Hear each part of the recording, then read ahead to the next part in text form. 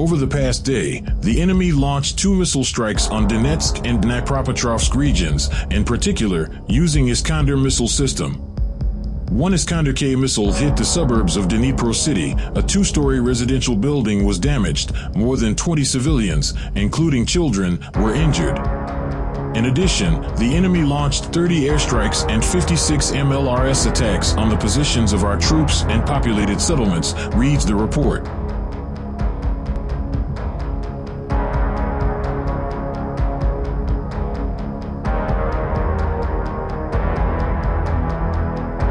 Russian fighters serving under the Ukrainian armed forces have crossed into the town of Shebekino in Russia's Belgorod region, bringing heavy equipment with them. Ilya Ponomarev, an exiled Russian politician who says he is the political representative for the group of fighters, told Newsweek.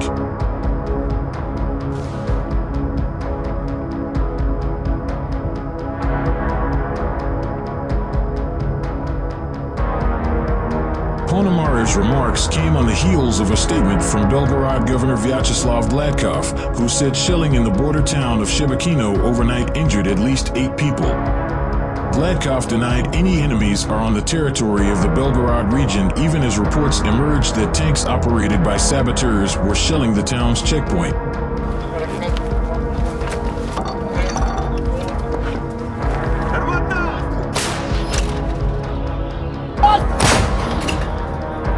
In an audio post on Telegram, Prigozhin reiterated on Saturday his criticism of the Russian Defense Ministry's handling of the war in Ukraine, this time about how it was dealing with armed incursions into the Russian region of Belgorod, from where thousands have fled.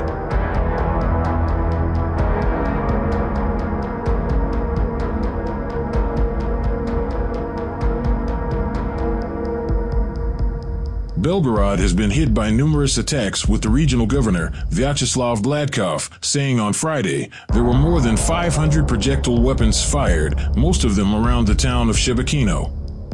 The enemy continues to focus its main efforts on attempts to completely occupy Luhansk and Donetsk regions. Over the past day, 23 combat engagements took place. In Volyn and Polishcha directions, the operational situation has not changed significantly.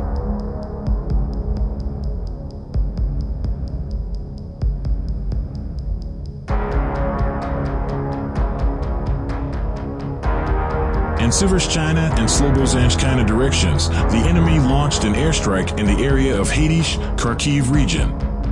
The invaders fired mortars and artillery at Hremyak, Hay, Dmitrivka in Chernihiv region, Atinsk, Betsalivka, Oleksandrivka.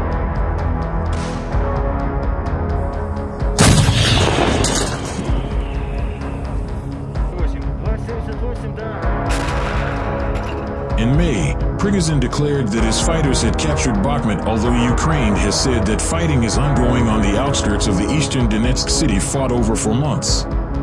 Prigozhin said that most of his troops have left the city, though on May 20th, he said they would complete their withdrawal by June 1st.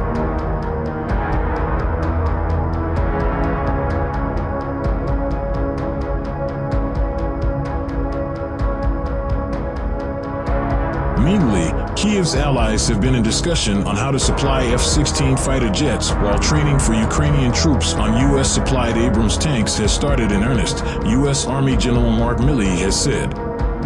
D-Day said that details about the delivery of the aircraft, which the U.S. has given the green light to, were being hammered out.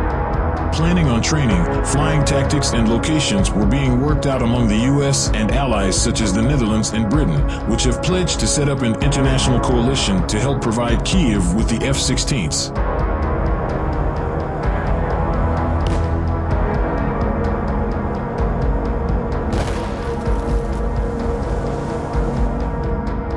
President Joe Biden announced in May that Washington would facilitate training and allow Kiev to receive the jets, which are superior to the Soviet-era MiG-29s and Su-27s it mostly uses.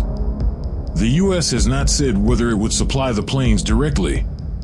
While these logistics are being worked out, Milley said that a 12-week training period for around 200 Ukrainian troops on Abrams tanks had started in Germany.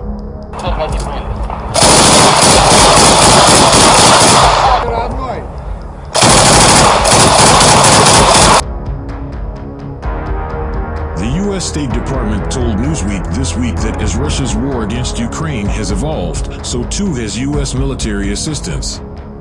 Amid calls from some military figures for the U.S. to give Ukraine more long-range weapons, the U.S. decision on F-16 training and approving the delivery of the Abrams systems came as part of a move by Washington and its allies calibrated so as not to provoke Moscow into direct retaliation.